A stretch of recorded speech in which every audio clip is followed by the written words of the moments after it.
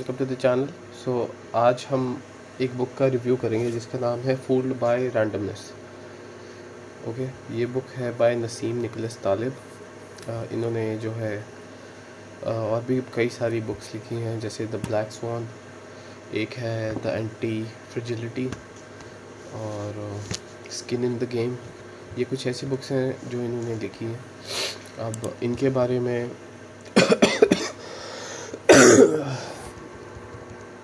Nicholas तालिब के बारे में मैं आपको कुछ बताना चाहता हूँ कि ये क्या है, ये क्यों राइट करते हैं और मतलब कैसे कैसे इनको लोग पसंद करते हैं, क्यों करते हैं, इनके पीछे रीज़न क्या है। ओके, सो ये जो थे ये लेबनान में पैदा हुए थे। ठीक है, लेबनान जो है वो एक रिपब्लिक ऑफ लेबनान एक कंट्री है जो वेस्ट एशिया में है।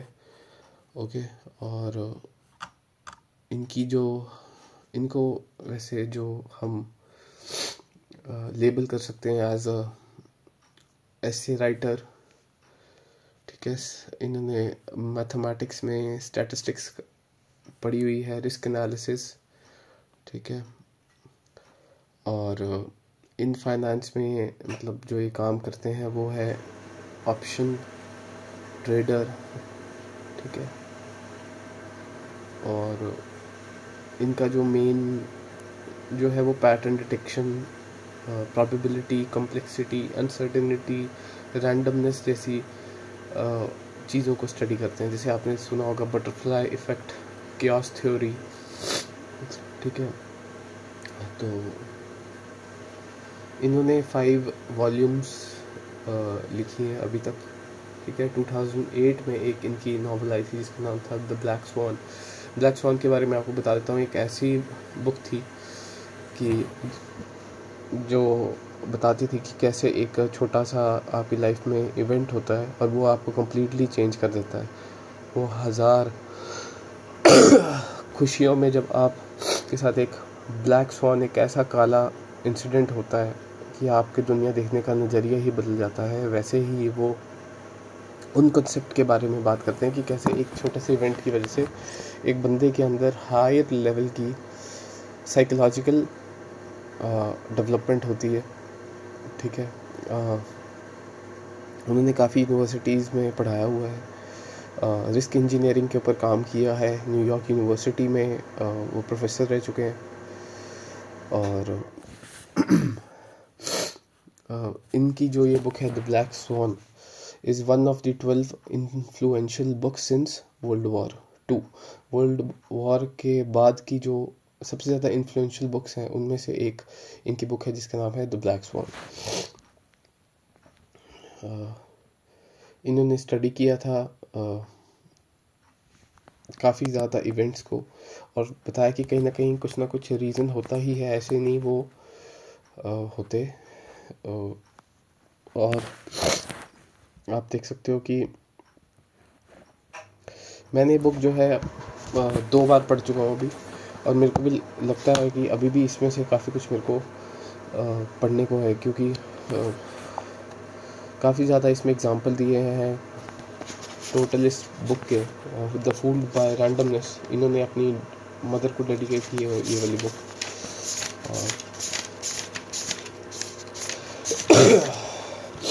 इसमें बताऊंगा कि कैसे कैसे मतलब इन्होंने बताया। जो 2 पार्ट्स हैं इसके बुक के। ठीक है, उसमें जो पहला पार्ट है उसमें 7 चैप्टर्स हैं। जो सेकंड पार्ट है उसमें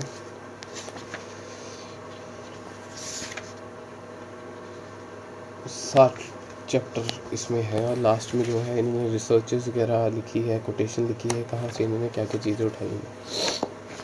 ठीक है, तो इसमें काफ़ी ज़्यादा एग्जांपल दिए हैं कि कैसे आपके वर्क एथिक की वजह से कई सारी चीज़ें चेंज होती है। सेरोटोनिन जैसी चीज़ों के बारे में बात किया है। रशियन रूलेट गेम जो है उसके बारे में बात किया है कि हर एक चीज़ के पीछे रैंडम इवेंट होता है।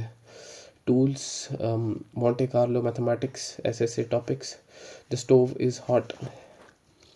कुछ चैप्टर्स के नाम मैं ले रहा हूँ, द गुड ईयर, ठीक है, फिर open society, nobody is perfect, memory,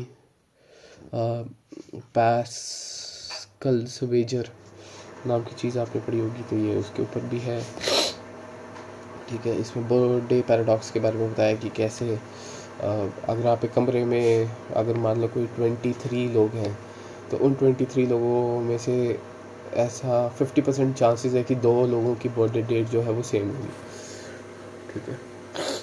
और इसमें काफ़ी डिटेल में हर एक चीज़ के बारे में बताया कि कैसे छोटी छोटी चीज़ों की वजह से आपके डिसीजन चेंज होते हैं, और हमें लगता है कि वो रैंडम है पर वो रैंडम नहीं होते, ठीक है। तो मैंने जो जो चीज़ें सीखी वो मैं आपको बताऊंगा। एरोगैडिसिटी, ये जो है एक कॉन्सेप्ट है जो मैंने पढ़ा अभी रिसेंटली, ये मुझे नहीं पता क्या चीज़ है। अब ये कॉन्सेप्ट होता है स्टैटिस्टिक का, ठीक है। इसमें बताया है कि जो एक सिस्टम होता है ना, फॉर एग्जांपल गवर्नमेंट है, या आपकी कोई सोसाइटी है, या आपकी कोई इकॉनमी है, ठीक है, वो मूव करती है विद द टाइम, ठीक है, और वो अलग अलग पार्ट्स में जाती है। फॉर एग्जांपल अगर हम इकोनॉमिक्स की बात करें तो वो पॉवर्टी से रिलेटेड भी है, इन्फ्लेशन से रिलेटेड भी है। तो एक इकोनॉमिक सिस्टम है जो डिफरेंट जगह पे जा रहा है, डिमांड एंड सप्लाई है, ठीक है, ये कंटिन्यूसली मूव होता रहता है ये वाली चीज़ें। System will visit all the possible parts, अब जो भी इसके पॉसिबल पार्ट्स होंगे ये वहाँ पे जाके ये विजिट करेगा, ठीक है। एक फेडरिक नीचा करके एक फिलासफर हैं, उन्होंने बात की है कि sympathy for all would be tinny for the. अब इसका मतलब क्या है? अब इसका मतलब ये है कि हम हमेशा जो है सिंपैथाइज़ करते हैं उन लोगों से जो नीचे गिर रहे हैं, कि या फिर जिनका डाउनफॉल हो रहा है, या फिर जिनके साथ कुछ गलत हो रहा है, या फिर वो अपनी ओरिजिनल स्टेट से नीचे को आ रहे हैं। फॉर एग्जांपल कुछ वेल्थी जो है वो वेल्थी, अगर मैं उनकी बात करूँ, टॉप लेवल के ब्यूरोक्रेट्स, इंडस्ट्रियलिस्ट, पॉलिटिशियंस, ये सब जो है ऊपर लेवल पे होते हैं, या इन्फ्लुएंसर्स, या हमारे आते हैं actors, TV actors, Hollywood stars, ये सारे जो है ऊपर की पोजीशन में हैं, और हमें जो है इन लोगों के साथ काफ़ी अटैचमेंट हो जाती है। तो विद टाइम क्या होता है कि ये लोग जैसे जैसे एक बेल कर्व सॉरी ऊपर चढ़ते रहते हैं, तो एक टाइम ऐसा आता है कि वो अपने पिनिकल पे पहुंच जाते हैं, और फिर वो नीचे जो है वो ड्रॉप करते हैं। तो हम जो है सिंपैथी लेके बैठ जाते हैं कि यार ये नीचे आ रहे हैं, तो ये कितना गलत है और ये क्यों हो रहा है, ऐसे नहीं होना चाहिए। पर ऑथर इस कॉन्सेप्ट को लेके बोलते हैं कि जो लोग ऊपर टॉप में हैं उनको नीचे आना जरूरी है, ताकि जो नीचे के लोग हैं वो ऊपर जा सकें, ठीक है। तो if you want people to be able to move up from the bottom, realize that we have to allow people to fall from the top towards the bottom, ठीक है। जो ऊपर है उनको भी नीचे आना ही पड़ेगा, ताकि नीचे वाले बंदे जो हैं वो ऊपर जा सकें। Towards mobility, in other words, have to be come at the cost of downfall mobility, कि अगर इन नीचे वाले बंदों को ऊपर जाना है तो ऊपर वाले बंदों को नीचे आना ही पड़ेगा, ठीक है।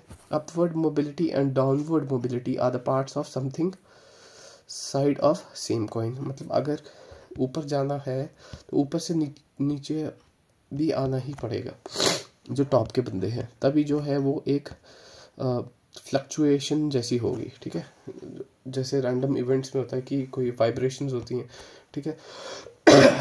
Next, courage is the only virtue you can not fake, okay. ये भी एक कोट थी जो इम्पोर्टेंट थी, तो मैंने इसमें लिख ली। फिर इसमें जो है इतियाद करके एक कॉन्सेप्ट था। तो इतियाद क्या होता है कि एक ग्रीक पोइम्स है, ठीक है। न्यूरो ट्यूलिप क्या है, एक फिक्शनल करेक्टर है जो नसीब की बुक्स में है, जैसे एंटी फ्रेजिलिटी है जो नेक्स्ट बुक है जो मैं पढ़ने वाला हूँ, तो उसमें जो है एक फिक्शनल करेक्टर है, तो उसके बारे में हम आगे जाके बात करेंगे। फिर एक सर्वाइवरशिप बायस के बारे में बात कर रहे थे कि सर्वाइवरशिप बायस होता क्या है, कि हम जो है हमेशा जो, अगर आप विकीपीडिया खोलोगे तो विकीपीडिया में अगर आप सर्वाइवरशिप बायस करोगे तो वहाँ पे एक प्लेन बन के आएगा, ठीक है, जैसे ऐसे करके प्लेन है, उसके ऊपर यहाँ पे गोलियाँ बजी हुई है, ठीक है, और बाकी जगह गोलियाँ नहीं बजी। अब इसका मतलब ये है कि हम जो है फोकस करते हैं उन इंडिविजुअल्स पे जो है बुरे टाइम से निकल के सक्सेसफुल हुए हैं, और हम जो लॉस्ट कैंडिडेट है उनके ऊपर जो है हम ज़्यादा फोकस नहीं करते। अब इसका मतलब क्या है? इसका मतलब ये है कि हमारे अंदर एक बायसनेस होती है कि हम सक्सेसफुल लोगों को ही देखते हैं। फॉर एग्जांपल, अगर आप कोई एग्ज़ाम की तैयारी कर रहे हो तो आप टॉपर्स को देखोगे, और रेस्ट ऑफ दी जो बच्चे फेल हुए हैं, फॉर एग्जांपल 10% जो है वो सिलेक्टेड है, और बाकी के 90% के ऊपर आप फोकस नहीं करोगे। तो जो ये 10% जिनके ऊपर आप फोकस कर रहे हो, वो जो है वो ऐसे हैं जिन्होंने प्रॉब्लम फेस की है और एक सर्वाइवर की तरह निकले हैं, और उस चीज़ को बोलते हैं हम सर्वाइवरशिप बायस, ठीक है। You only focus on relationship in what you survived. चलो ये हो गया। अब एक और चीज़ हमने पढ़ी इन्फॉर्मेशन के बारे में। We take advantage of information which are in front of us while ignoring the information that we do not see। हम जो है हमारे मुंह के सामने फॉर एग्जांपल बुक पड़ी होगी, हम उसकी इन्फॉर्मेशन लेंगे, बल्कि हज़ार चीज़ें जो है आपके आसपास वो अभी पड़ी हुई है जो आपको कुछ सिखाना चाहती हैं, जो ओपेक नहीं है पर फ्लोट कर रही है, बस आपकी ये 5 सेंसेस के थ्रू वो दिख नहीं रही, ठीक है। तो ये एक कॉन्सेप्ट है कि जो हमारे सामने जो भी टैंजिबल चीज़ होगी हम उसके ऊपर फोकस करेंगे और उसको ग्रास्प और अपने अंदर एक मॉडल मैप करने की कोशिश करेंगे। नेक्स्ट,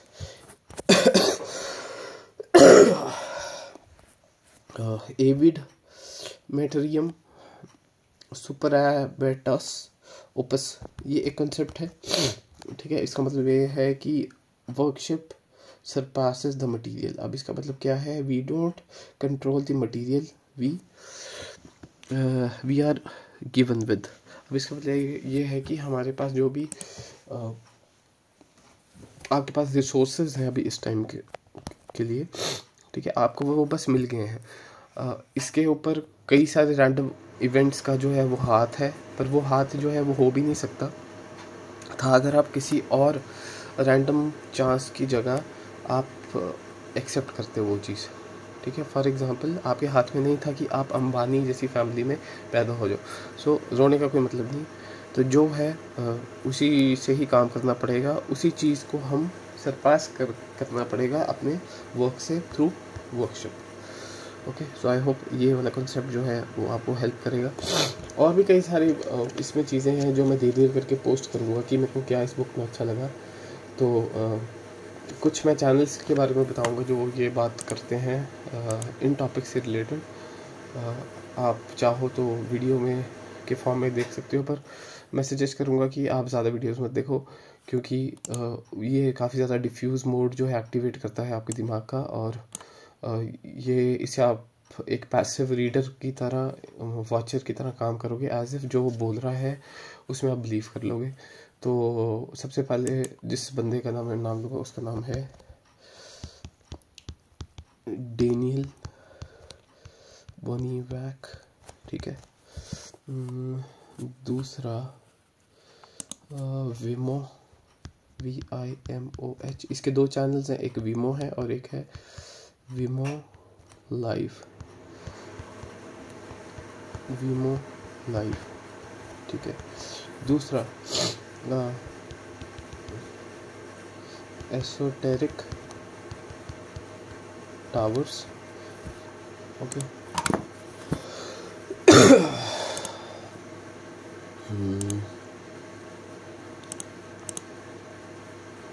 और अगर आपको थोड़ा लाइक एनिमेशन पसंद है पर जिसमें इन सब चीज़ों के बारे में बात होगी, उसका नाम है कर्ज कैट, ठीक है, इन अ नटशेल, ठीक है। इसके बारे में पढ़ सकते हो। फिर एक मस्टर्ड करके भी चैनल है, वो भी अच्छी वीडियोस बनाता है, उसके बारे में भी आप देख सकते हो। एक और चैनल है जिसका नाम है फिलॉसफी ओवरडोज, ठीक है। इस चैनल में भी आप देख सकते हो नई नई चीज़ें। और अगर आपको कॉम्प्लेक्स चीज़ें जो मतलब काफ़ी फिलासफर्स जो वेस्टर्न कॉन्सेप्ट से रिलेटेड बातें करते हैं। अगर आप उसके बारे में जानना चाहते हो तो एक थर्ड POV करके चैनल है जो एक पाकिस्तानी इंडिविजुअल जो है वो रन करता है, वो उर्दू/हिंदी में वीडियोस बनाता है। एक और चैनल है जिसका नाम है प्लाटोज वर्ल्ड, ठीक है, आप यहाँ पे जाके देख सकते हो। एक और चैनल जो एक फ़िलासफ़ी के प्रोफेसर है, वो जो है काफ़ी ज़्यादा डिटेल में वीडियो बनाता है, जिसका नाम है जेफरी कैप्लन, ठीक है। तो आई होप आपको वीडियो अच्छी लगी हो और आपको कुछ नई चीज़ सीखने को मिली हो। आई होप आपको मज़ा आया हो। Thank you.